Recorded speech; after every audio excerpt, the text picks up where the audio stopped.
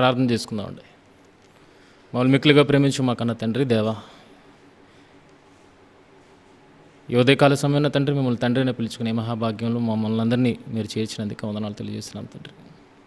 దేవా, మీ పిల్లలైన వారికి మీ మాటలను అందించడానికి దేవా మీ సాధనంగా మేము నించుని ఉంటుండగా దేవ కృప చూపించండి. ఏమి మాట్లాడాలో ఎలా మాట్లాడాలో తండ్రి మీ ఆత్మ సహాయాన్ని అనుగ్రహించి మమ్మల్ని నడిపించండి. దేవ పూర్తిగా పరిశుద్ధాత్మ సహాయం మీద ఆధారపడి తండ్రి ఈరోజు ఈ మాటలను మాట్లాడడానికి సిద్ధపడుచుంటుండగా దేవా సహాయం దయచేయండి తండ్రి. దేవా యోగ్యత లేని అర్హత లేని మమ్మలను ఈరోజు తండ్రి ఈ స్థితిలో మమ్మల్ని నించోబెట్టి ఉన్నారు తండ్రి. అందుని బట్టి వందనాలు దేవా. గనుక తండ్రి మమ్మల్ని మరుగుపరిచి మీరే మహిమ పొందమని మహిమ ఘనత ప్రభావాలు మీకే ఆరోపిస్తూ దేవా మీ కృపను తోడుగా ఉంచి నడిపించమని యేసుక్రీస్తు వారి అతి శ్రేష్టమైన నామములో ఈ ప్రార్థన మనవులు అడిగి వేడుకుంటున్నాం మా తండ్రి, ఆమేన్. మొదటిగా దేవుడిచ్చిన గొప్ప తరుణాన్ని బట్టి దేవాది దేవునికి మన ప్రభువు రక్షకుడైన యేసుక్రీస్తు వారి నామాన కృతజ్ఞతాస్తుతులు తెలియజేస్తున్నాను. అలాగే కూడి వచ్చిన మీ అందరికీ కూడా ప్రభువు పేరట నా వందనాలు తెలియజేస్తున్నాను.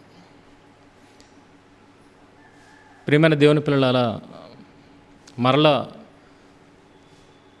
మరొక తరగతి ద్వారా మిమ్మల్ని కలుసుకోవడానికి ఈ రకముగా దేవుడు అవకాశాన్ని ఇవ్వడాన్ని బట్టి దేవునికి కృతజ్ఞతాస్తుతులు తెలియజేస్తున్నాను. అయితే ఏం చెప్పాలా అన్నది ఆలోచిస్తూ ఉన్నప్పుడు టాపిక్ మాట్లాడుకుంటూ వెళ్ళిపోతే ఉపయోగం ఏమన్నది కనుక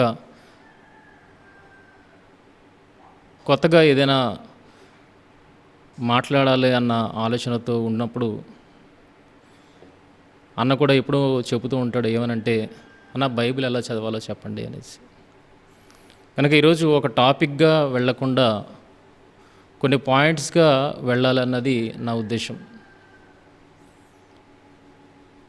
బైబిల్ని ఎలా చదవాలన్న ఆ కోణంలో మనం వెళుతూ బైబిల్ని ఎలాగా చదువుకోవాలన్నది పాయింట్స్ వైజ్గా మనం తెలుసుకోవడానికి ప్రయత్నం చేద్దాం. ప్రియమైన వాళ్ళారా, బైబిల్ని ఎలా చదవాలి ఏంటి అని అంటున్నారేంటి అని అనుకుంటున్నారేమో.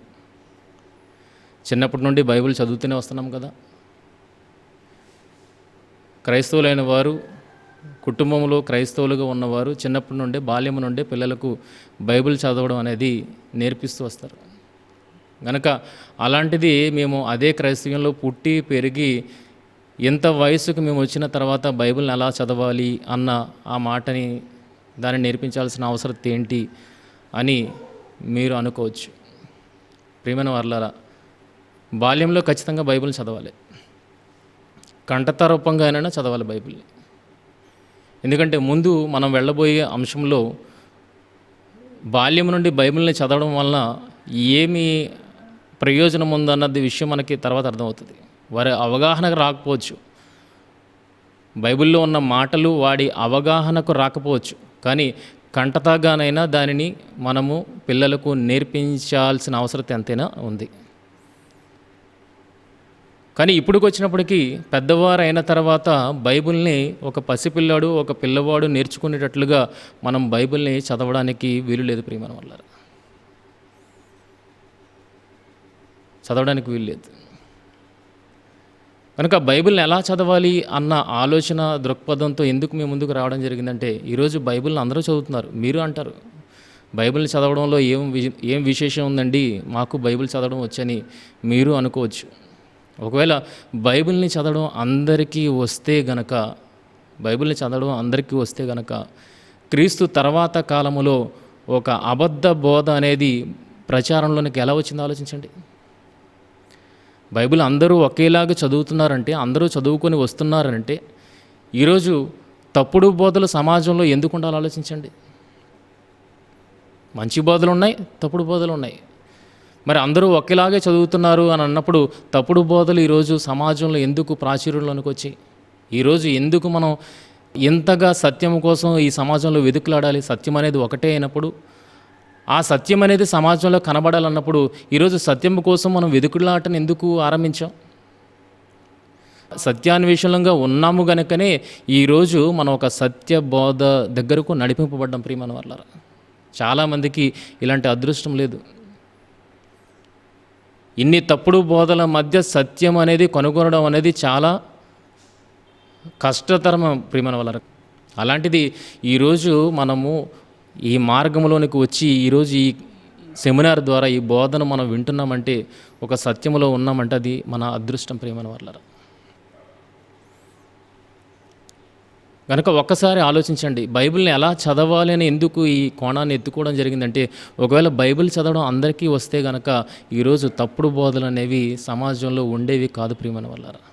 సత్యమును గూర్చిన అన్వేషణ ఈరోజు మనం ఇంత కష్టతరముగా చేయాల్సిన పని ఉండేది కాదు. సింపుల్గా ప్రతి ఒక్కరూ విశ్వాసంలోనికి వచ్చిన ప్రతి ఒక్కరూ ఎక్కడికి వెళ్ళినా ఓకే. కానీ ఎక్కడికి వెళ్ళాలని ఒక క్రైస్తవుడు ఒక సంఘమును గురించి ఆలోచన కలిగి ఉంటున్నాడంటే దాని అర్థం ఏంటి? దాని అర్థం ఏంటి? అక్కడ బోధ సరికాదు, ఇగో ఇక్కడ బోధ సరైనది అన్న ఆలోచన మనకు ఉండబట్టి ఈరోజు సత్యం వైపుకు మనం నడవగలుగుతున్నాం ప్రేమన వల్ల. ఇంకా బైబిల్ చదవడం అందరికీ రాదన్న విషయం ఇక్కడ మనకు అర్థమవుతుంది. ఒక ఒక పిల్లవాడు బైబిల్ చదివినట్లుగా పెద్దయిన తర్వాత బైబిల్ని చదవడానికి వీలు లేదు. చాలామంది అంటారు అంటే నిద్రపోవడానికి బైబిల్ చదువుతామని. అంటే బైబిల్ నిద్రపుచ్చేదా? ఆలోచించండి, బైబిల్ నిద్రపుచ్చేదా? నిద్ర పుచ్చుతుంది అని అంటే దాని అర్థం ఏంటంటే బైబిల్ నీకు అర్థం కావట్లేదు, నువ్వు ఎలా చదువుతున్నావు, ఒక పసిబాలుడు చదివినట్లుగానే బైబిల్ చదువుతున్నావు అనమాట. బాల్యంలో అది కావాలి, ఆ రకమైన చదువు బైబిల్ మీద కావాలి ప్రియమైన వాళ్ళ. బాల్యంలో వాళ్ళు కంఠస్థ పెడతారో ఏం పెడతారో కానీ వాళ్ళు బైబిల్ని మాత్రము వాళ్ళు పూర్తిగా చదివేవారుగా మనము ఉంచాలి. ఎందుకంటే దానివల్ల ప్రయోజనాలు ఉన్నాయి. ఏం ప్రయోజనాలు ఉన్నాయి తర్వాత మనం వాక్యంలోనికి వెళ్ళినప్పటికీ మనకు అర్థమవుతుంది. చిన్నప్పటి నుండి మనకి చూడండి, స్కూల్కి వెళ్ళిన తర్వాత ABCDEF Z వరకు మనకు అక్షరాలను నేర్పిస్తారు. తెలుగులో అయితే ఆ నుండి అమ్మహ వరకు నేర్పిస్తారు. కనుక ఎందుకు బాల్యంలో ఇవన్నీ నేర్పిస్తున్నారు, వీటిని ఎలా వాడాలి అన్న వాడికి ఆలోచన ఉండదు. కానీ మనం ఏం చేస్తామంటే వాటిని కంటత పెట్టించడానికి ప్రయత్నం చేస్తాం. వాడు అలాగే కంటత పెడతాడు. పెట్టిన తర్వాత పెద్దయిన తర్వాత అలా కంఠస్థ పెట్టిన వాటి యొక్క ప్రయోజనం అనేది పెద్దయిన తర్వాత వాడికి తెలుస్తుంది. అలాగే బాల్యము నుండే బైబిల్ను చదవడం అనేది చాలా ఇంపార్టెంట్, చదివించడం అనేది చాలా ఇంపార్టెంట్. పిల్లల చేత బైబిల్ని చదివించడం అనేది చాలా ఇంపార్టెంట్. ఎందుకు ఇంపార్టెంట్ అంటే ఒక స్కూల్లో ABCD ఎంత ఇంపార్టెంటో బైబిల్ని అర్థము కాకపోయినా వాడు చదవడం అనేది అంతే ఇంపార్టెంట్. ఎందుకంటే అది రాబోయే వాడి జీవితంలో అది ప్రయోజనకరంగా మారబోతుంది ప్రియమైన వల్ల. కానీ పెద్దవారం అయిన తర్వాత మళ్ళా పసిపిల్లాడు చదివినట్లుగా చదవకూడదు దాన్ని. ఒక పసిపిల్లాడు బైబిల్ని చదివినట్టుగా చదవకూడదు. ఎలా చదవాలంటే పరిశీలనగా చదవాలి ప్రియమైన వల్ల. పరిశీలనగా చదవాలి. ఈరోజు చూడండి, 2000 సంవత్సరాలు గడిచింది. యేసుక్రీస్తు వారు ఈ భూమి మీదకు వచ్చి వెళ్ళిన తర్వాత మనకి సత్యవాక్యాన్ని అప్పగించిన తర్వాత 2000 సంవత్సరములు గడిచింది. ఈ 2000 సంవత్సరాలలో చూడగలిగితే ఇప్పటికీ వాక్యము సజీవముగా ఉంది. ఏ తరానికి సరిపడా ఆ తరానికి అన్నట్లుగా వాక్యం ఇది అందిస్తూనే ఉంది. ఇన్ని తరాలుగా అందిస్తూనే ఉంది. ఆలోచించండి, ఇదేమైనా ఎప్పుడైనా మోసాటు కొట్టిందా? ఏదైనా స్వీట్ విపరీతంగా తింటే మనకి ఏమవుతుందంటే మోసాటు కొడుతుంది, ఇంకా తినబుద్ధి లేదు. ఇంకా ఏదైనా ఒక పనిని తదేకంగా చేస్తాం అనుకోండి, అది విసుగు పుట్టిస్తుంది. కానీ ఇన్ని తరాలుగా బైబిల్ని చదువుతూ వస్తున్నాం. పోనీ మన తరంలోనే చూసుకోండి, మన చిన్నప్పటి నుండి ఇప్పటి వరకు బైబిల్ని ఎన్నో రకాలుగా పాఠాలుగా మనం వింటున్నప్పుడు మనకేమైనా బోరు కొడుతుందా? లేదు ప్రియమైన వాళ్ళారా. అంటే ఇందులో ఎంతో లోతు ఉన్నది అన్న విషయం మనకు అర్థమవుతుంది. ఒకే వచనాన్ని మనం చదువుకోవచ్చు, కానీ ఒకే వచనాన్ని భిన్నమైన దృక్పథములో చూపించడాన్ని బట్టి మనం చూడండి దీని మీద ఇంట్రెస్ట్ కలిగేదిగా ఉంది. కానీ ఇది నిద్రపుచ్చేదిగా ఎక్కడ ఉందో ఆలోచించండి, ఇంట్రెస్ట్ పుట్టించేది.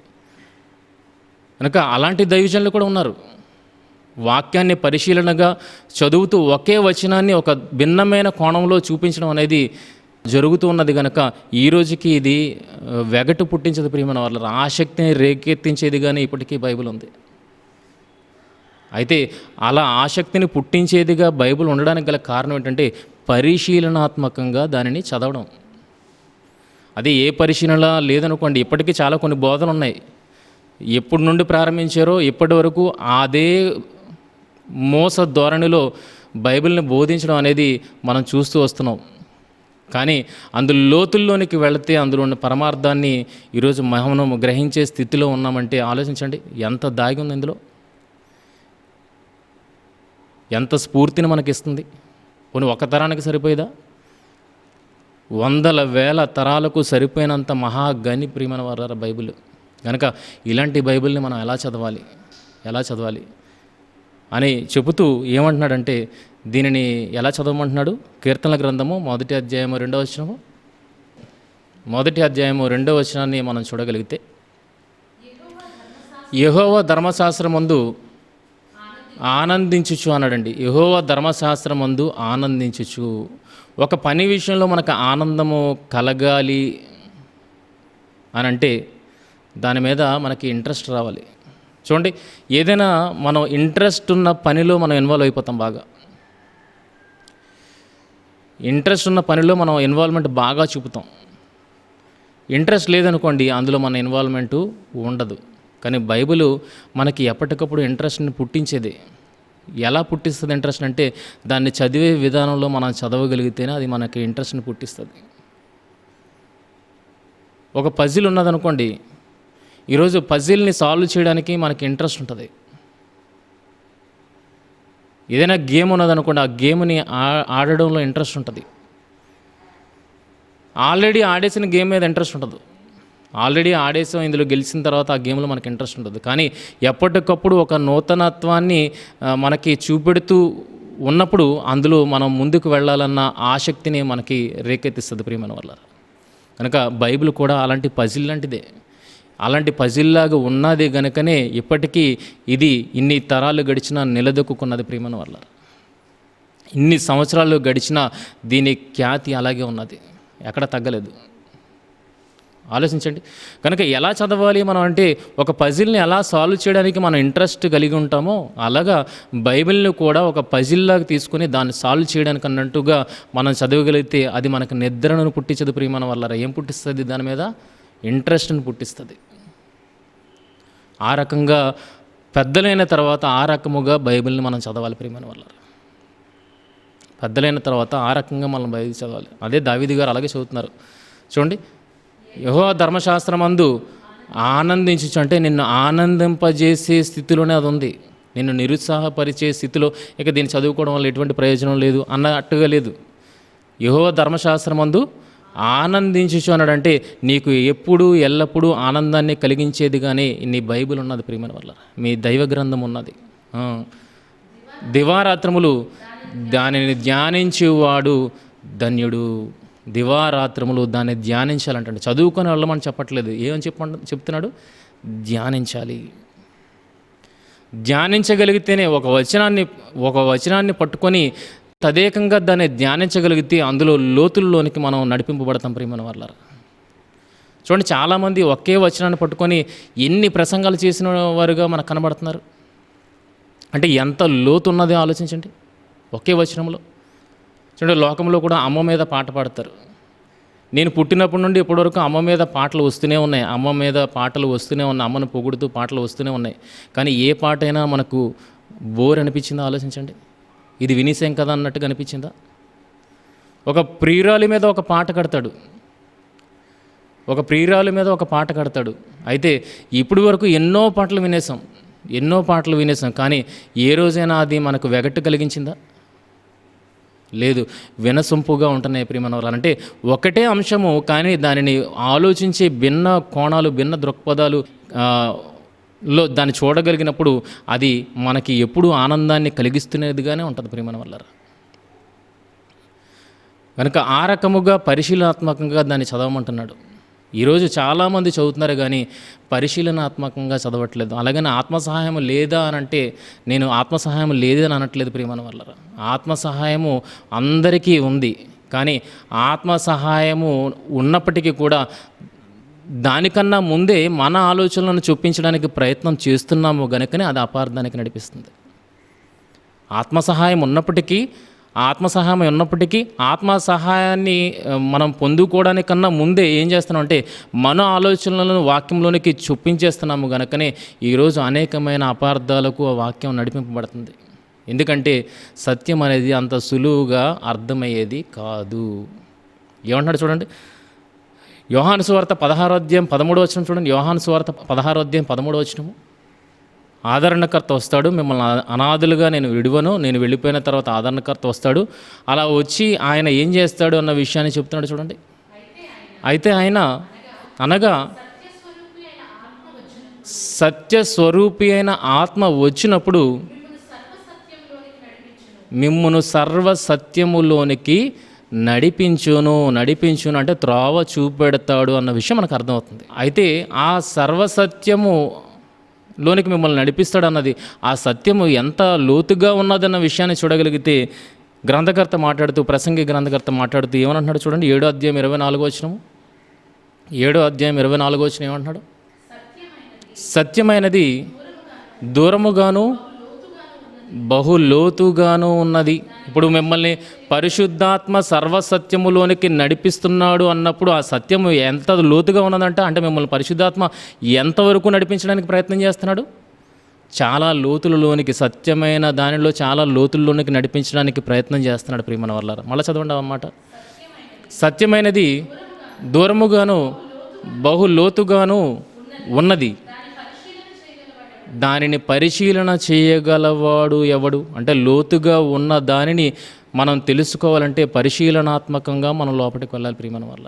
కానీ అంత లోతుల్లోనికి వెళ్ళడానికి ఇంట్రెస్ట్ చూపించక చాలా టైం పట్టేస్తుంది. ఆదివారానికి నేను మెసేజ్ ప్రిపేర్ అయిపోవాలి కనుక ఏం చేయాలంటే పైనే మనం చదివేసి ఆ మాటలని సంఘంలో ఉన్న సభ్యులకు బోధించేస్తున్నాం ప్రియమైన వాళ్ళ. కానీ ఆత్మ ఎక్కడికి నడిపించడానికి ప్రయత్నం చేస్తాడు, మనల్ని సర్వసత్యములోనికి మనల్ని నడిపించడానికి ప్రయత్నం చేస్తున్నాడు. అంటే లోతుగా మనల్ని తీసుకువెళ్ళడానికి ప్రయత్నం చేస్తున్నప్పుడు ఎంత టైం నేను కేటాయించలేను, ఏం చేస్తామంటే ఎంత టైం నాకు వద్దు అని అంత పరిశీలనలో ఏమవుతుందంటే మైండ్ బాగా ప్రెషర్కి గురవుతుంది ప్రియమైన వల్ల. మైండ్ చాలా ప్రెషర్కి గురవుతుంది. ఇంత ప్రెషర్ నేను తీసుకోవడం ఎందుకు అని చెప్పి మనిషి తన ఆలోచనలను చూపించడం ద్వారా ఏం చేస్తున్నాడంటే పరిశుద్ధాత్మ సహాయం ఉన్నప్పటికీ దానిని పక్కన పెట్టి తన సొంత విషయాలను ఈరోజు మనిషి బోధించడం, తన అనుభవంతో కూడిన బోధలు చేయడం అనేది ఈరోజు మనం చూడగలుగుతున్నాం ప్రియమైన వాళ్ళ. అందుకే తప్పుడు బోధలు అనేవి సమాజంలోనికి వచ్చేసే ప్రియమైన వాళ్ళ. ఎంతమంది మనం పరిశుద్ధాత్మ సహాయాన్ని వినియోగించుకుంటూ సత్యమైన వాక్యాన్ని ఉన్నట్టుగా బోధించగలిగే స్థితిలో ఉన్నామో ఆలోచించండి. ఒకవేళ నిజంగా అలాగే ఉంటే కనుక ఈరోజు అబద్ధ బోధలు అనేవి సమాజం నుండికి వచ్చేవి కావు కదా. కానీ వస్తున్నాయంటే దాని అర్థం ఏంటి? మనం సరిగ్గా బైబిల్ని చదవటం లేదు. బైబిల్ ఎప్పుడు చదివినా ఇంట్రెస్ట్ని పుట్టించేదే ప్రియమైన వాళ్ళరా, ఇంట్రెస్ట్ని పుట్టించేదే. ఏ రోజు మనల్ని నిరుత్సాహపరచదు. నువ్వు గనక అందులో ఒక విషయాన్ని పట్టుకొని దానిని ధ్యానించడం మొదలుపెట్టి దీని అంతు తేల్చాలి అని అనుకున్నప్పుడు అది ఖచ్చితంగా నేను ఎక్కడ నడిపిస్తుంటే సత్యములోనికి నడిపిస్తుంది ప్రియమైన వాళ్ళరా. మధ్యలో ఆపేదు. ఎందుకంటే ఉన్నదెవరు, మనలో ఉన్నదెవరు? సత్యస్వరూపి అయిన ఆత్మ గనుక ఆయన సర్వసత్యములోనికే మనల్ని నడిపించడానికి ప్రయత్నం చేస్తాడు. మనము ఆ ఆత్మ సహాయాన్ని అందుకుని లోతుల్లోనికి వెళ్ళాలి. ఎంత టైం పట్టినా ఆ లోతుల్లోనికి వెళ్ళడానికి మనం ప్రయత్నించాలి. కనుక పిల్లలు చదివినట్లుగా బైబిల్ని పెద్దయిన తర్వాత మనం చదవకూడదు ప్రియమైన వాళ్ళారా. పిల్లప్పుడు చదువుకున్నది పెద్దయిన తర్వాత వాటిని ధ్యానంలోనికి మనం తీసుకురావాలి. ఆవు చూడండి తినేస్తుంది. ఆహారం ఉన్నప్పుడు దొరికినప్పుడు ఆహారాన్ని తినేస్తుంది. కానీ అది అరాయించుకునేది ఎప్పుడో తెలుసా? అది దూరముగా ఆకలి తీర్చుకున్న తర్వాత దూరముగా వెళ్ళిపోయి దానిని మళ్ళా బయటికి తీసుకుని వచ్చి నెమరు వేస్తూ దానిని జీర్ణం చేసుకుంటున్నట్లుగా ఏదైతే మనం ఆవులో గమనిస్తున్నామో అలాగే క్రైస్తవుడు కూడా బాల్యము నుండి ఏవైతే నేర్చుకుంటున్నాడో వాటినన్నింటినీ మననకు తెచ్చుకుంటూ అక్కడ ధ్యానం మొదలుపెట్టాలి ప్రియమైన వాళ్ళారా. ఈ మాట ఎందుకు రాయబడింది అన్న ధ్యానంలోనికి ఒక్కొక్క అంశాన్ని మనం తేగలిగితే అప్పుడు అది మనల్ని ఎక్కడికి నడిపిస్తుంది? సర్వసత్యములోనికి నడిపిస్తుంది ప్రియమైన వాళ్ళారా. అప్పుడు ఆనందం కలుగుతుంది ప్రియమైన వాళ్ళారా. కనుక లోకములో మనకి ఏదైతే ఆనందాన్ని కలిగిస్తుందో వాటన్నింటినీ దిగదుడుపుగా చేసేది ఏదో తెలుసండి, మన బైబిల్. దీనికి మించిన ఆనందం మీకు ఎక్కడ దొరకదు. ఒక విషయాన్ని సాల్వ్ చేసామన్న ఆనందముకి మించిన ఆనందం ఈరోజు సమాజంలో ఎక్కడ మనకి దొరకదు ప్రియమైన వాళ్ళారా. ఒకవేళ దీనికోసం అంత ప్రయాసపడినా మనకు ఎటువంటి అనారోగ్యము రాదు ప్రియమైన వాళ్ళారా. దేవుని విషయంలో మనం ఎంత యోచన చేసినా ఎంత కష్టపడినా అనారోగ్యం అనేది మనకి దరిచేరదు. కానీ లోకములో ఎంతగా కష్టపడి ఎంతగా ఆలోచనకి చేస్తే అది ఎక్కడికి దారితీస్తుంది అంటే మనోవ్యాధికి దారితీస్తుంది ప్రియమైన వాళ్ళారా, మానసిక వ్యాధికి దారితీస్తుంది. కానీ బైబిల్ అలాంటిది కాదు. నీకు ఆనందాన్ని ఇప్పిస్తుంది. నువ్వు పరిశీలన చేసినందుకు, నువ్వు కష్టపడినందుకు దానికి తగ్గ ఫలితాన్ని బైబిల్ ఇస్తూ ఎప్పటికప్పుడు నిన్ను ఆనందింపజేస్తూనే ఉంటుంది. అందుకే దావీదు గారు లోకంలో తన ఆనందపరిచే విషయాలు చాలా ఉన్నప్పటికీ ఏమనంటున్నాడు ఆయన? రాజుగా తన ఆనందపరిచే విషయాలు చాలానే ఉన్నాయి లోకంలో. ఏదైనా తీసుకొని తను తాను ఆనందింప చేసుకోగలడు. కానీ ఎందులో ఆనందం ఉన్నదని దావీదు గారు చెప్తున్నారంటే ఇదిగో ఇక్కడ కీర్తన 1వ అధ్యాయము 2వ వచనంలో ఉంది. యెహోవా ధర్మశాస్త్రమునందు ఆనందించుచు. ఏది అసలు సిసలైన ఆనందము? లోకములో ఉన్న వస్తువులను వాడుకోవడం వల్ల వచ్చే ఆనందం తాత్కాలికమైన ఆనందం. కానీ శాశ్వతమైన ఆనందాన్ని నీకు కలిగించేది దేవుని వాక్యము మాత్రమే. దేవుని వాక్యం మాత్రమే. నిజంగా అర్థమైన వాడు దీని నుండి ఎప్పుడూ దూరం కాడు ప్రియమైన వాళ్ళారా. దీన్ని పట్టుకుని ఉంటాడు జీవితకాలం అంతా. కనుక ఆ రకమైన దృక్పథంతో దీన్ని పరిశీలన చేయాలని మిమ్మల్ని కోరుకుంటూ ఏం చెప్పడానికి ప్రయత్నం చేస్తున్నానో చూడగలిగితే, ఏలియా సందర్భాన్ని నేను చదివినప్పుడు నాకు చాలానే విషయాలను బైబిల్ నేర్పించింది. ఎలాగ బైబిల్ చదవాలో అన్నది బైబిల్ నాకు నేర్పించింది ప్రియమైన వాళ్ళారా. ఆ విషయాలని కొన్నింటిని మీతో పంచుకోవడానికి ఈరోజు నేను ప్రయత్నపడుతున్నాను. అంటే బైబిల్ని ఎలా చదవాలంటే కూలంకషంగా పిన్ టు పిన్ ఏ ఒక్క పదాన్ని మనము జోడించకుండా లేకపోతే రాయబడిన ఏ ఒక్క పదాన్ని మనము తీసివేసి చదవకుండా బైబిల్ని ఉన్నది ఉన్నట్టుగా మనం చదవగలిగితే ఆత్మ సహాయంలోని లోతుల్లోనికి వెళ్ళగలిగితే దేవుడు తప్పకుండా మనకి ఏది దేవుడు ప్రజలకు తెలియజేయాలనుకున్నాడో వాటన్నింటినీ మనకు తెలియజేస్తాడు ప్రియమైన వాళ్ళారా. ఈరోజు ఆ రకమైన పరిశీలనలో నుండి వచ్చినవే ఈ సమాధానాలు మీతో పంచుకోవడానికి ప్రయత్నం చేస్తున్నాను. కనుక బైబిల్ చదవడం అనేది నార్మల్గా చదవడం అనేది ఎవరికి ఇంట్రెస్ట్ ఉండదు. కానీ ఎప్పుడు ఇంట్రెస్ట్ వస్తుంది అని చూడగలిగితే, తెలుసుకోవాలి, సత్యాన్ని సమాజానికి తెలియపరచాలి అన్న ఇంట్రెస్ట్తో మనం చదవగలిగితే అది మనకి నిద్రను తీసుకురాదు ప్రియమైన వాళ్ళారా. నిద్రను కూడా పక్కన పెట్టి అందులో లోతుల్లోనికి మనల్ని నడిపిస్తుంది ప్రియమైన వాళ్ళారా. కనుక అలాంటి పరిశీలన, అలాంటి చదువు మనం చదువుతున్నామా? ఆ రీతిలో మనం బైబిల్ని చదవగలిగే స్థితిలో ఉన్నామా? ఆలోచించండి. కనుక ఆ రకమైన దృక్పథంతో ఇప్పటి నుండి మనం బైబిల్ చదవాలి అన్న కోణంలో ఈరోజు ఈ పాఠ్య భాగాన్ని మీ ముందుకు తీసుకురావడం జరిగింది ప్రియమైన వాళ్ళారా. కనుక 2-3 అంశాలుగా దీన్ని చదువుకొని మనం ముగించుకుందాం ప్రియమైన వాళ్ళారా. మొదటి రాజుల గ్రంథము 16వ అధ్యాయము 29వ వచనం ప్రియమైన వాళ్ళ. మొదటి రాజుల గ్రంథము 16వ అధ్యాయం 29వ వచనం.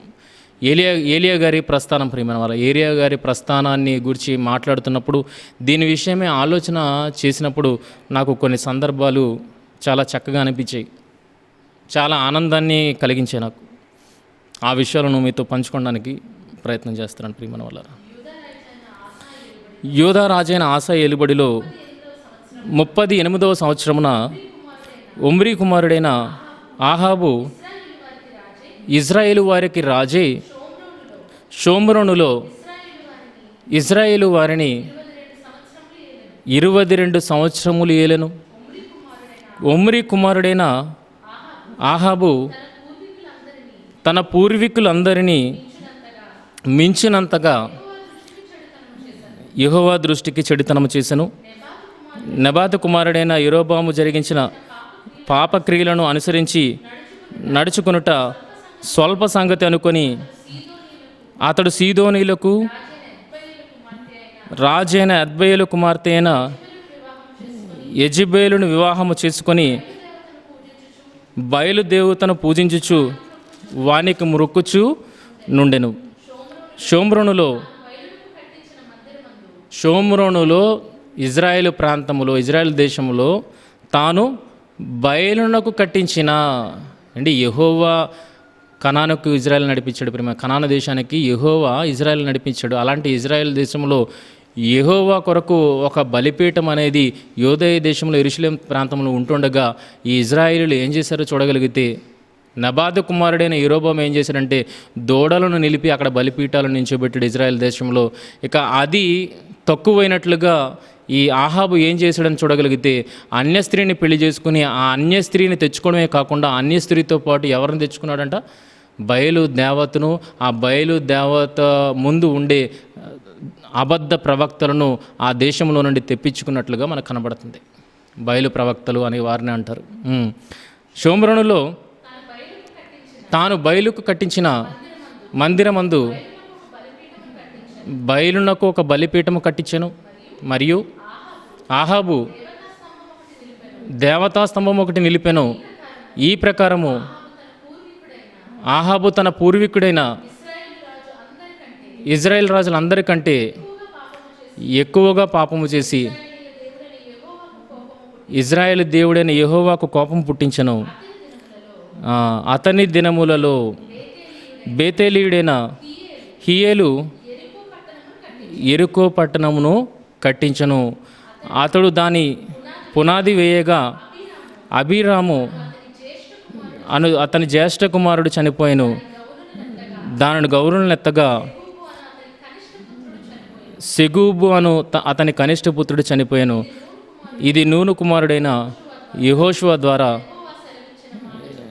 యెహోవా సెలవిచ్చిన మాట చెప్పున సంభవించను.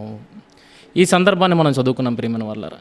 ఏలియా గారి ప్రస్థానం ఎలా ఆరంభమైంది అన్న విషయాన్ని పురస్కరించుకొని ముందుగా ఏలియా ప్రస్థానానికి ముందు ఏం జరిగింది అన్నది మనం తెలుసుకున్నాం. ఆహాబు ఏం చేశాడంటే అన్ని దేశపు స్త్రీని పెళ్లి చేసుకొని తనతో పాటు ఏం తెచ్చుకున్నాడంటే బయలు దేవతను తనతో పాటు తెచ్చుకొని తాను పూజించడమే కాకుండా ఇజ్రాయేల్ ప్రజలందరూ పూజించేటట్లుగా చేశాడు. అలాగా యెహోవాకు కోపం పుట్టించినట్లుగా మనకు కనబడుతుంది. అంటే తాను దారి మళ్ళడమే కాకుండా ఇజ్రాయేల్ వారందరినీ దారి మళ్లించినట్లుగా యెహోవాను విసర్జించి బయలును పూజించేటట్లుగా రాజు వారందరినీ ప్రేరేపించినట్లుగా మనము చూడగలుగుతున్నాం ప్రియమైన వర్లారా. అందుకే యెహోవాకు వారి మీద కోపం వచ్చింది.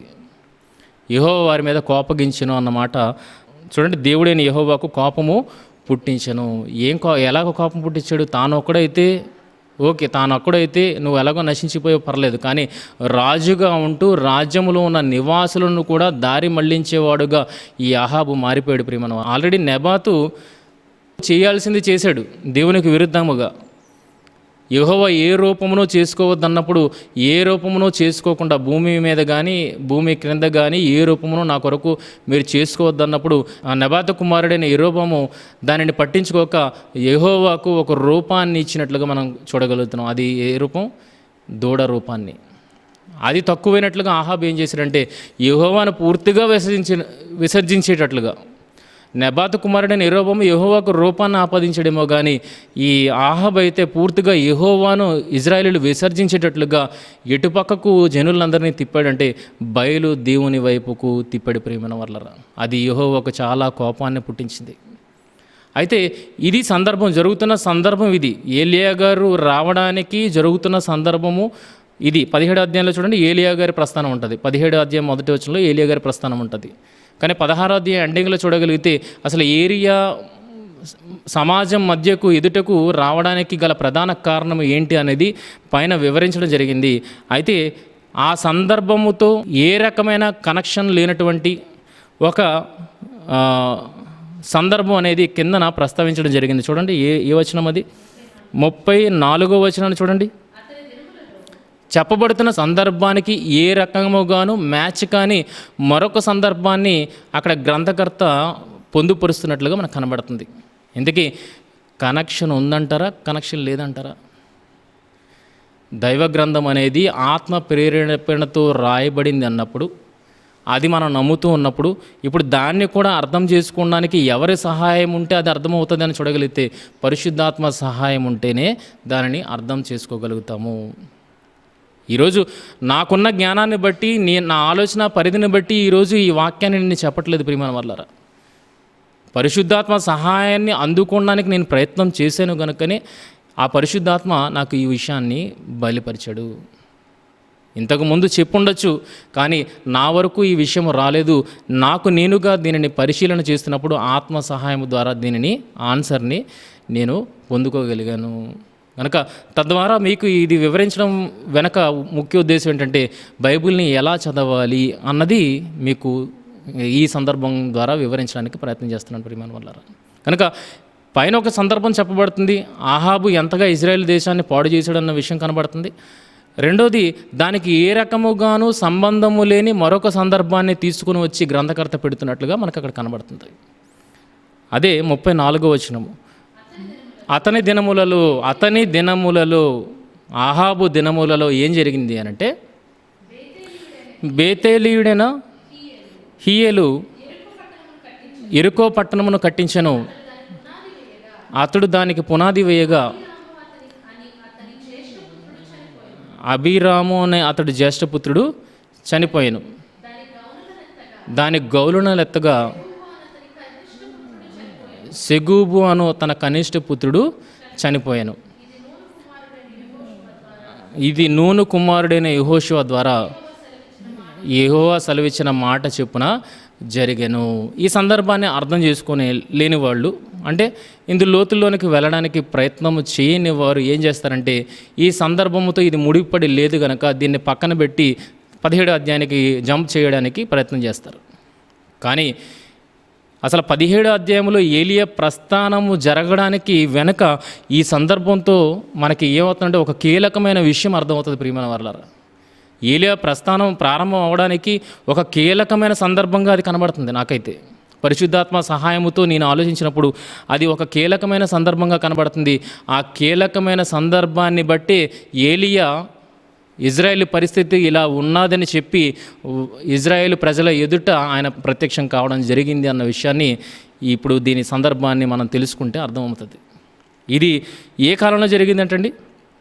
యెహోషువ కాలంలో ఒక సందర్భం జరిగింది.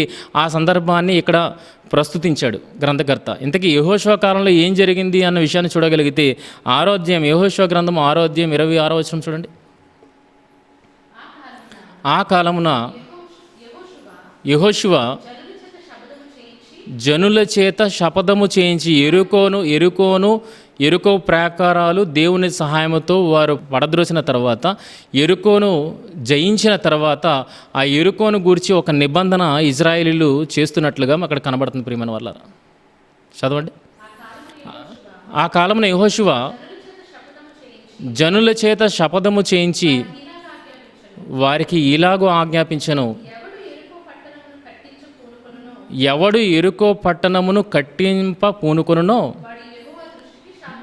వాడు యెహోవా దృష్టికి శాపగ్రస్తుడు. అంటే ఈ నిబంధన ఎవరితో చేసుకుంటున్నారు ఇజ్రాయేలీలు?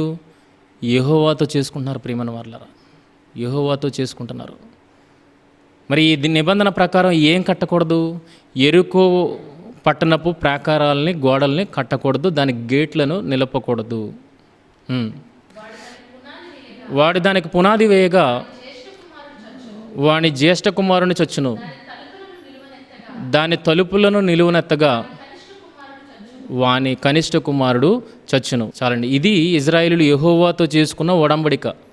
ఇదిగో ఎరుకోను మేము నిన్ను బట్టి హస్తగతం చేసుకున్నాం కదా, ఇప్పుడు నిన్ను బట్టి హస్తగతం చేసుకున్న ఈ ప్రాంతంలో ఇంకో మేము మరల ఈ ప్రాకారాలను కట్టము, దీని గేట్లను నిలపము అన్నది యెహోవాతో వాళ్ళు చేసుకున్న ఒప్పందం ప్రియమైన వాళ్ళరా. కనుక ఈ నిబంధనకు కట్టుబడి ఇజ్రాయేలీలు ఎంతవరకు ఈ నిబంధనకు కట్టుబడి ఉన్నారని చూడగలిగితే, ఆస రాజుగా ఇజ్రాయేల్ని ఏలుతున్న కాలము వరకు ఈ ఎరుకోను గూర్చి, ఎరుకో ప్రాకారాలను గూర్చి, ఎరుకో గౌనులను గూర్చి ఎవరు ఆలోచించలేదు ప్రియమైన వాళ్ళరా. అంటే యెహోవా నిబంధన ఇంకా అక్కడ గుర్తున్నది. ఆస ఏలుబడి వరకు ఇజ్రాయేళ్లకు యెహోవాతో చేసుకున్న నిబంధన అనేది గుర్తున్నది. గనుకనే అప్పటి వరకు ఎరుకో గోడలు కానీ, ఎరుకో గేట్లు కానీ ఎత్తబడలేదు అన్న విషయము మనకి ఇక్కడ అర్థమవుతుంది. కానీ ఆహాబు వచ్చిన తర్వాత ఆహాబు దినాల్లో ఏం జరుగుతుంది అని చూడగలిగితే, ఎరుకో గోడలు కట్టడానికి ఒక అధిపతి పూనుకున్నాడు. అలా పూనుకున్నప్పుడు జ్యేష్ఠ కుమారుడు చనిపోయాడు, దానికి గేట్లు నిలువబెట్టినప్పుడు కనిష్ట కుమారుడు చచ్చిపోయాడు అన్న సందర్భాన్ని రాయించాడు ప్రియమైన వాళ్ళారా. దీనిని బట్టి ఏమర్థమవుతుంది? ఆశ ఏలుబడి వరకు యెహోవాను ఒక దూడ రూపంలో వాళ్ళు కొలిచారేమో కానీ ఆహాబు వచ్చిన తర్వాత బయలును దేవుడుగా ఇజ్రాయేలు షోమ్రోను ప్రాంతంలో ప్రతిష్ఠించిన తర్వాత ఇజ్రాయేల్ అందరూ ఎవరిని మర్చిపోయి ఎవరి పక్కకు వెళ్ళిపోయారని చూడగలిగితే యెహోవాను మర్చిపోయి యెహోవాను విసర్జించి బయలును కొలవడానికి వెళ్ళిపోయారు అన్న విషయాన్ని ఈ సందర్భాన్ని బట్టి మనం ఏం చేయొచ్చండి, ఒక నిశ్చయతకు రావచ్చు. యెహోవాను ఎంత మేరకు వీరు విసర్జించారన్నది. యెహోవాను విసర్జించబట్టే ఏది గుర్తులేదు వాళ్ళకి? నిబంధన గుర్తులేదు. ఏ నిబంధన? యెహోషువ కాలములో వాళ్ళు యెహోవా చేసుకున్న ఒప్పందము వారికి గుర్తులేదు. ప్రియమైన వాళ్ళారా, అంటే ఎంతగా యెహోవాను ఇజ్రాయేలీలు విసర్జించారు అనడానికి ఒక సాదృశ్యముగా ఈ సందర్భం ఉన్నది కనుకనే ఆ రాజు కాలములో ఈ చెప్పబడుతున్న ఈ సందర్భానికి ఏ రకముగానో అది రిలేట్ కాదు, చదువుతున్నప్పుడు ఏ రకంగా రిలేట్ కాదన్నట్టుగా మనకు అర్థమవుతుంది. కానీ నిజంగా పరిశుద్ధాత్మ సహాయముతో గనక మనం చదవగలిగితే అసలు ఇజ్రాయేల్ ఎంతగా చెడిపోయారు అనడానికి సాదృశ్యంగా ఈ ఎరుకో పట్టణపు గోడలు కట్టబడడం అనేది మనకి కనబడుతుంది. ప్రియమైన వాళ్ళారా, అంటే ఆశ ఏలుబడి వరకు యెహోవాను విసర్జించలేదు, యెహోవా పట్ల ఆలోచన కలిగి ఉన్నారు. కానీ ఆహాబు వచ్చిన తర్వాత ఇజ్రాయేలీలు యెహోవాను పూర్తిగా విసర్జించారు గనుకనే వాళ్ళు ఆ నిబంధనను మరిచిపోయి యెరికో గోడలను కట్టించడానికి పూనుకున్నారు. ఏదైతే యెహోషువ కాలంలో దేవుడు చెప్పాడో, ఇంకో ఇలా జరుగుతుంది, నా నిబంధనను మీరిన వాడి జీవితంలో ఇలా జరుగుతుంది అని ఏదైతే చెప్పాడో అది అక్షరాల సత్యమైనట్లుగా ఇక్కడ మనకి కనబడుతుంది. ప్రియమైన వాళ్ళారా, కనుక కనెక్షన్ లేదని మనం అనుకుంటాం, కానీ కనెక్షన్ ఉన్నది. ఎంత గొప్ప కనెక్షన్ అంటే ఇది రాయబడకపోతే ఇజ్రాయేలీలు ఎంతగా చెడిపోయారు అన్నది మనకు తెలియదు. అసలు ఏలియా ప్రస్థానం ఎందుకు జరిగిందో అన్న దానికి కూడా మనకి అర్థం కాదు ప్రియమైన వాళ్ళు. కానీ ఏలియా వచ్చాడంటే ఏది సహించుకోలేక వచ్చాడంటే యెహోవాను విసర్జించడం. ఇజ్రాయేలీలు యెహోవాను విసర్జించి ఒక బయలు దేవతని, దేవుడు కానీ ఒక బయలు దేవతని కొలవడం అనేది ఏలియాకి ససేమిరా నచ్చలేదు కనుకనే, అది సహించలేకపోయాడు కనుకనే తన ప్రస్థానాన్ని ప్రారంభించాడు అన్న విషయము ఇక్కడ మనకు అర్థమవుతుంది. ప్రియమైన వాళ్ళారా, మనకి ఎంత లోతుందో ఆలోచించండి. మనం ఏం చేస్తామంటే జంప్ చేయడానికి ప్రయత్నం చేస్తాం. 16వ అధ్యాయంలో 34వ వచనం వదిలేసి మనం 17వ అధ్యాయానికి వెళ్ళిపోవడానికి ప్రయత్నం చేస్తాం. కానీ జంప్ చేయకుండా అక్కడే మనం నిల్చోగలిగితే, పరిశుద్ధాత్మ సహాయముతో ఆ లోతుల్లోనికి మనకు నడిపింపగలిగితే ఇదే సందర్భానికి అది ఎంత స్ట్రాంగ్ పాయింట్గా నిలబడిందో ఆలోచించండి. ఇలాగ ప్రియమైన వల్ల బైబిల్ చదవాలి. అర్థం కాకపోతే జంప్ చేయడానికి ప్రయత్నించొద్దు. అర్థం కాకపోతే అర్థమైనంత వరకు దానిని పరిశీలన చేయడానికి మనం ప్రయత్నించాలి. సత్యం అనేది బహులోతుగా ఉన్నది. దానిని పరిశీలన చేయగలవాడు ఎవడు అన్న మాట మాట్లాడాడు. కానీ ఈరోజు మనకు పరిశీలన చేయడానికి ఎవరి సహాయం కూడా తోడైందని చూడగలిగితే ఆత్మ సహాయము తోడైంది. ఆయన మనల్ని ఎక్కడ నడిపిస్తున్నాడు? సర్వసత్యములోనికి నడిపిస్తున్నాడు అన్నప్పుడు ఆయన సహాయముతో ఆలోచించడానికి ఎందుకు మనం ప్రయత్నించట్లేదు? ఎందుకు మనకు అంత తొందరపాటు ఎక్కడికి తీసుకెళ్తుందంటే అనేకమైన అపార్థాలకు తీసుకెళ్తుంది. ప్రియమైన వల్ల నేను అంత లోతుల్లోనికి ఇంత కష్టపడ్డం ఎందుకు అని మనిషి ఆలోచించుకోవడాన్ని బట్టి తన అనుభవాన్ని జోడించి ఏం చేస్తాడంటే వాక్యాన్ని ఏం చేస్తున్నాడు? బయట సమాజంలో ప్రకటించేస్తున్నాడు. అది ఏం చేస్తుందంటే అపార్థానికి దారితీస్తుంది. కనుక తొందరపాటు వద్దు ప్రియమైన వాళ్ళ. బైబిల్ అర్థమైనప్పుడే మనం సమాజానికి చెప్తాం. చూడండి, ఒక పాట సమాజం యొక్క హృదయాన్ని తాకేదిగా ఉండాలి అంటే మొదట పాడేవాడు లేకపోతే పాట కట్టేవాడి హృదయాన్ని అది తాకాలి. నిజంగా వాడి హృదయాన్ని అది తాకగలిగింది అంటే అది వాడు అర్థం చేసేసుకోవచ్చు. ఏమని అర్థం చేసుకోవచ్చు అంటే ఇంకో ఇది సమాజం యొక్క హృదయాన్ని ఖచ్చితంగా తాకుతుంది. కన్నీరేలమ్మ అన్న పాట ఎవరు పాడారండి? మన సహోదరులే రాశారు ప్రియమైన వాళ్ళ. ఎవరు?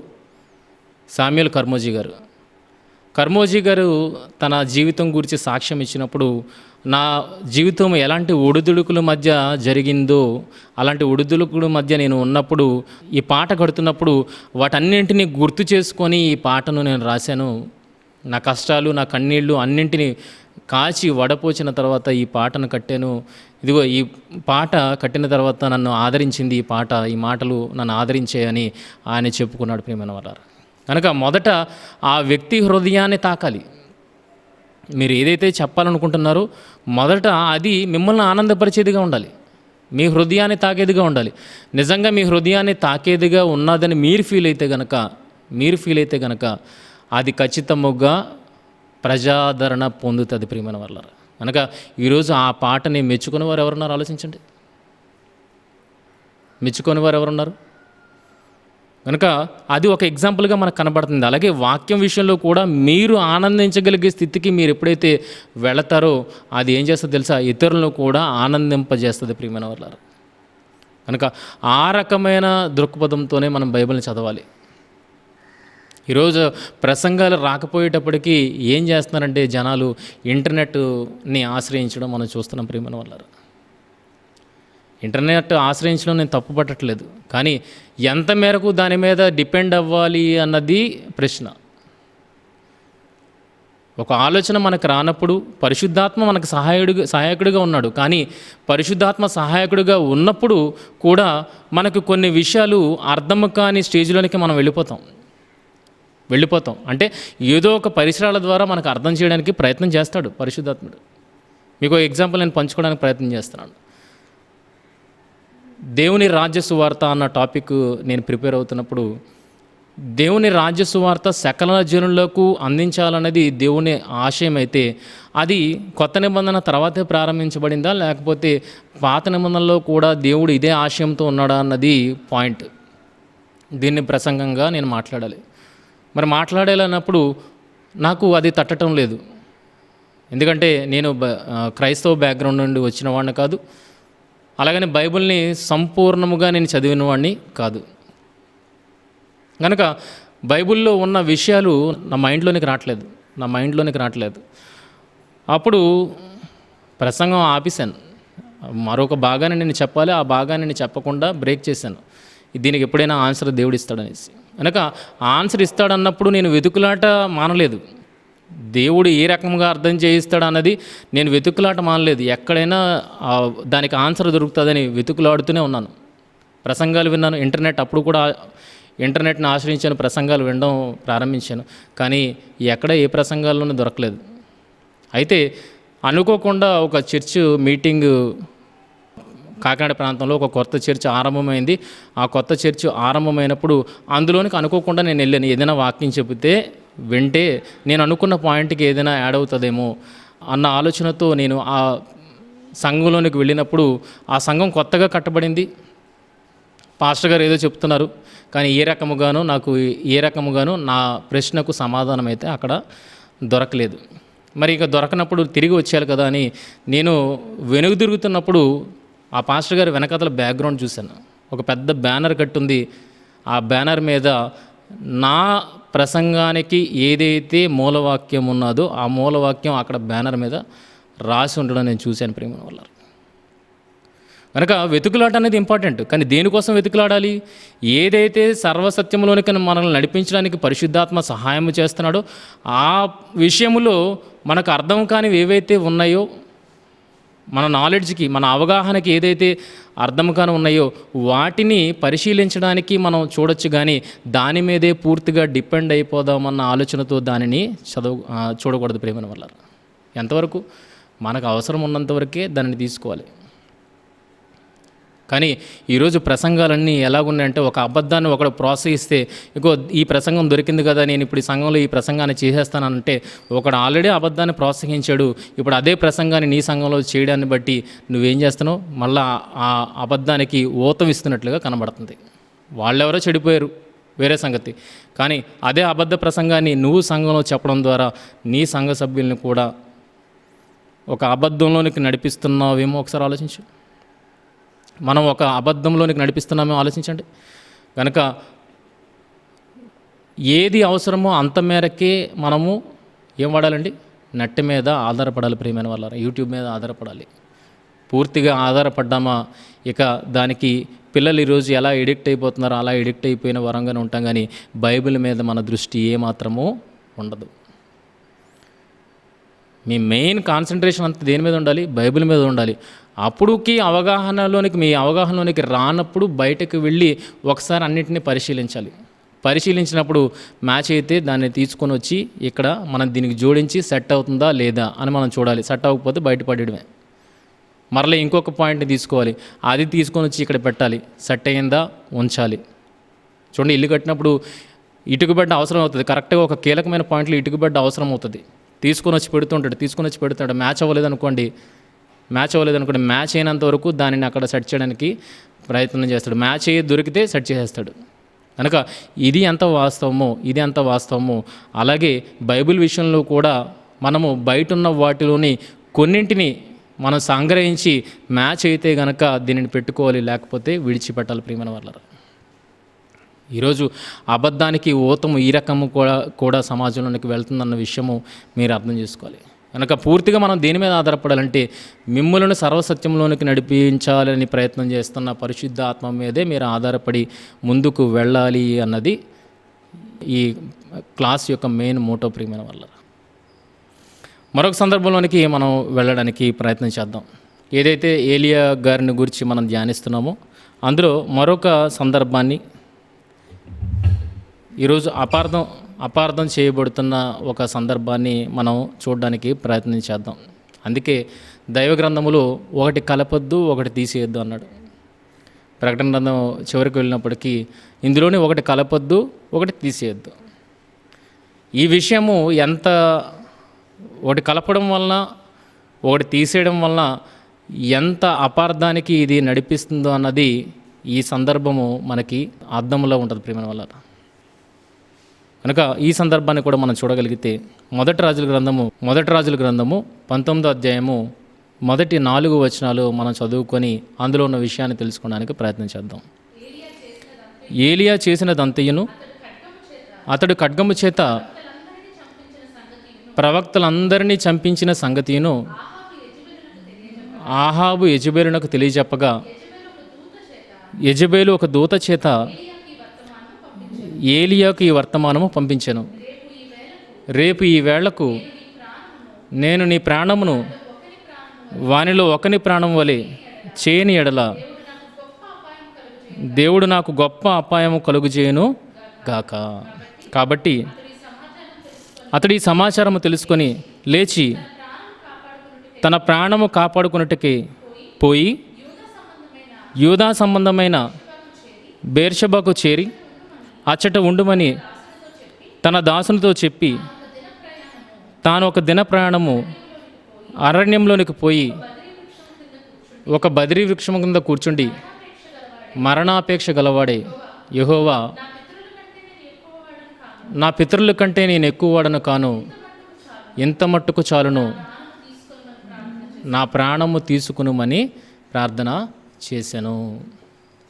మొదటి వచనంలో ప్రాణం తీయడానికి యెజెబెలు పూనుకుంటే చదువుకున్న చివరి వచనంలో ఏలియా, దేవా నా ప్రాణమును తీసుకో, ఎంత మట్టుకు చాలును అన్న మాటతో ముగింపు జరిగింది. అయితే ఈ సందర్భాన్ని చదువుతున్న చాలామంది దీనిని ఏ రకముగా అపార్థము చేశారు అన్నది మనం చూడగలిగితే మీలో కొంతమందికి తెలిసి ఉండొచ్చు, కొంతమందికి తెలియకపోయి ఉండొచ్చు.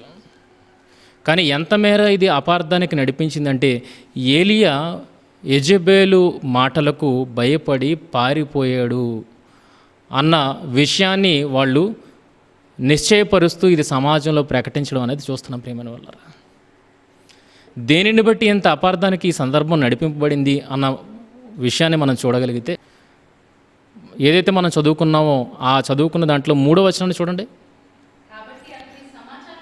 కాబట్టి అతడు ఈ సమాచారము తెలుసుకొని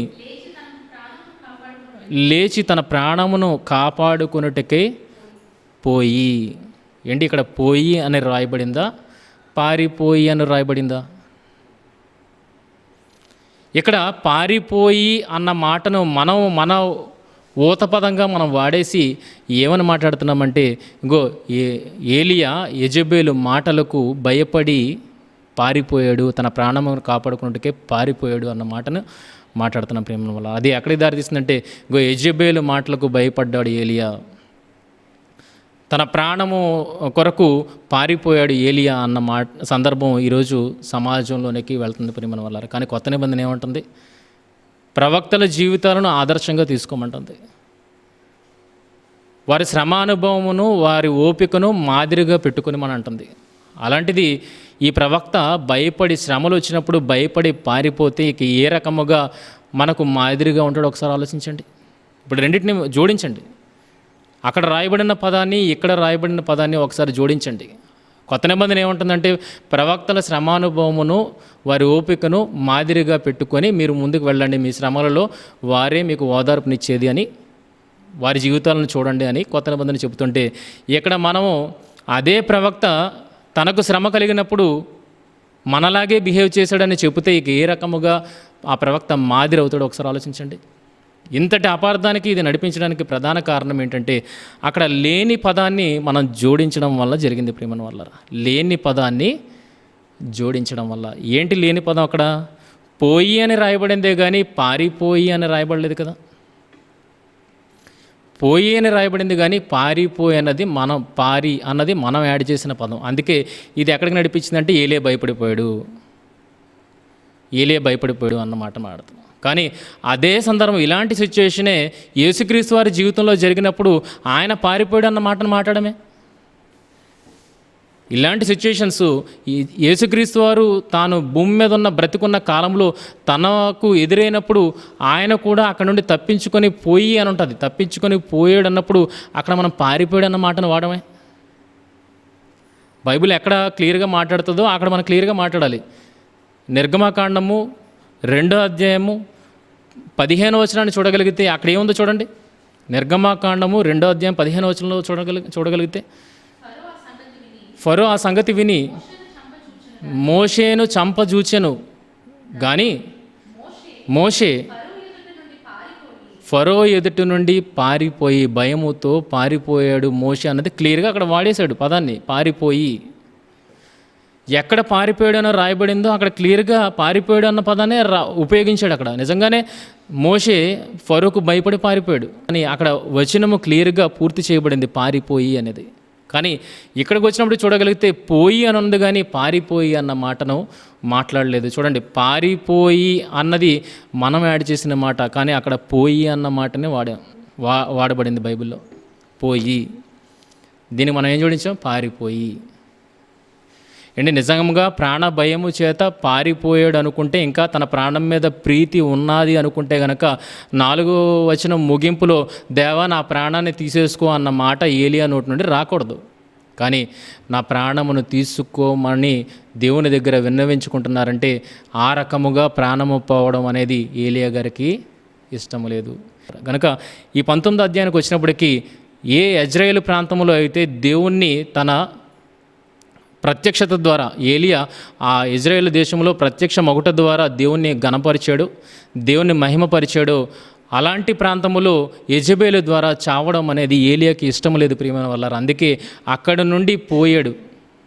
అవసరాన్ని బట్టి ప్రాణాన్ని పెట్టడానికి ఏలియాకి ఇష్టమే, కానీ ఎక్కడ దేవునికి మహిమ కలుగుతుందో అక్కడ ప్రాణం పోవడం ఇష్టమే. కానీ ఎక్కడ దేవుని మహిమకు అపకీర్తి కలుగుతుందో, ఎక్కడ దేవునికి మహిమ అనేది రాదో, ఘనత అనేది చెందదో, అలాంటి ప్రాంతాలలో నా ప్రాణము పోవడం అనేది ఇష్టం లేదు అన్నది ఏలియా ఉద్దేశం ప్రియమైన వాళ్ళారు. కనుక అందుకనే అక్కడ నుండి పోయినవాడుగా దేవుని సన్నిధానానికి వచ్చి ఏమని చెప్తున్నాడు? ఇదిగో నా ప్రాణము తీసుకునుము. నిజంగా భయపడలేదు ప్రియమైన వాళ్ళు, కానీ భయపడ్డాడు అని మనం చిత్రీకరించి సమాజంలో ఈ విషయాన్ని ప్రకటన చేస్తున్నామంటే మనం దీన్ని ఎలా అర్థం చేసుకున్నామంటే, పోయి అన్న రాయబడిన పదానికి ఒక పారి అన్న 2 అక్షరాలను జోడించి ఏలియా పారిపోయాడు అని మనం క్రియేట్ చేసి ఏలియా భయపడ్డాడు అని సమాజంలో ప్రకటిస్తున్నాం ప్రియమైన వాళ్ళారు. కనుక ఆ వాక్యానికి ఏది జోడించక ఏది తీయక, వాక్యానికి ఏది జోడించక ఏది తీయక అని అన్నాడంటే అది ఎంత అపార్థానికి జోడించడం వల్ల కానీ తీయడం వల్ల కానీ ఎంత అపార్థానికి అది నడిపిస్తుంది అన్నది ఈరోజు సమాజంలో ప్రకటింపబడుతున్న మాటలను బట్టి మనం అర్థం చేసుకోవచ్చు ప్రియమైన వాళ్ళారా, అర్థం చేసుకోవచ్చు. అయితే యేసుక్రీస్తు వారి సందర్భాన్ని మాట్లాడుతున్నప్పుడు యేసుక్రీస్తు వారి జీవితంలో ఇలాంటి సందర్భాలు చోటు చేసుకున్నప్పుడు ఆయన పారిపోయాడని చెప్తామా? పారిపోయాడని చెప్తామా? అది సందర్భం కాదు, అది సమయము కాదు. దేవుని కొరకు మరణం అవ్వడానికి అది సమయము కాదు. కానీ సమయం వచ్చినప్పుడు ఆయన ఎక్కడ ప్రత్యక్షమయ్యాడండి? సిలువ మీద ప్రత్యక్షమయ్యాడు. ప్రాణం మీద ప్రీతి ఉన్నవాడు నిజంగా అక్కడక్కడ తప్పించుకున్నవాడు సిలువ మరణం మీద కూడా తప్పించుకోవాలి. కానీ శిలువ మరణం మీద ప్రత్యక్షమయ్యాడంటే మిగిలిన సందర్భాలన్నింటిలో తన్ను తాను కాపాడుకుంటూ వచ్చినది, ప్రజలు తనను చంపజూచినా తను తాను కాపాడుకుంటూ వచ్చినది దేని కొరకు? సమయం ఉంది, ఆ సమయంలో దేవుడు మహిమపరచబడతాడు. మిగిలిన సమయాల్లో దేవుడు మహిమపరచబడడు గనక అక్కడ తన ప్రాణాన్ని విడవడం అనేది యేసుక్రీస్తు వారికి ఇష్టము లేదు గనక తనను కాపాడుకోవడానికి అక్కడ నుండి వైదొలిగాడు అనే చాలా సందర్భాలు ఉంటే ఒక సందర్భాన్ని మనం చదువుకుందాం. యోహాను సువార్త 10వ అధ్యాయం 39వ వచనం. యోహాను సువార్త 10వ అధ్యాయం 39వ వచనం. వారు మరలా ఆయనను పట్టుకొన జూచిరి గాని ఆయన వారి చేతి నుండి తప్పించుకొని పోయెను. ఏంటి, ప్రాణం మీద ప్రీతితో పారిపోయాడని చెబుతామా ఈ సందర్భాన్ని? యేసు పిరికివాడు కాదు అని చెబుతాం. మరి యేసుక్రీస్తు వారి విషయంలోనే ఇంత గొప్పగా మనం అర్థం చేసుకున్నప్పుడు మరి ఏలియా గారి సందర్భానికి వచ్చినప్పటికీ ఎందుకు ఆ రకంగా అర్థం చేసుకోలేకపోతున్నాం అంటే ఒక అపార్థం అనేది ఆల్రెడీ సమాజంలో ఉంది ప్రియమైన వాళ్ళరా. వాళ్ళు అది అపార్థం చేయించడానికి ఏది యాడ్ చేయించి దాన్ని అపార్థానికి నడిపించారని చూడగలిగితే పారి అన్న 2 అక్షరాలను దానికి ముందు జోడించి పారిపోయాడు అన్న దానిని బట్టి ఏలియా సందర్భాన్ని పూర్తిగా అపార్థం చేయించారు ప్రియమైన వాళ్ళరా. కనుక చూడండి, బైబిల్ని చదివినప్పుడు ఎలా చదవాలి అన్నది ఈరోజు ఒక అంశం ద్వారా మనం నేర్చుకున్నాం ప్రియమైన వాళ్ళారు. దానికి ఒకటి కలపకూడదు, ఒకటి తీయకూడదు.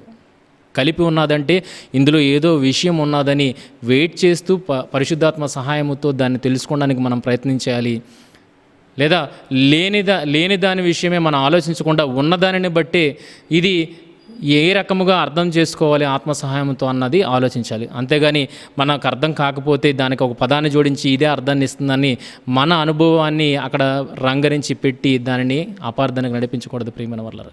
కనుక ఏలియా గారి సందర్భాన్ని చదువుతున్నప్పుడు చాలా విషయాలు ఇలాంటివి నాకు తారసపడ్డాయి ప్రియమైన వాళ్ళారా. కనుక బైబిల్ని ఎంత తీక్షణముగా చదవాలన్నది ఈ సందర్భాన్ని బట్టి నాకు అర్థమైంది ప్రియమైన వాళ్ళారా. కనుక ఆ అనుభవాల్లో నుండే కొన్నింటిని మీతో పంచుకోవడానికి ఈరోజు ఈ సమయాన్ని నేను తీసుకోవడం జరిగింది.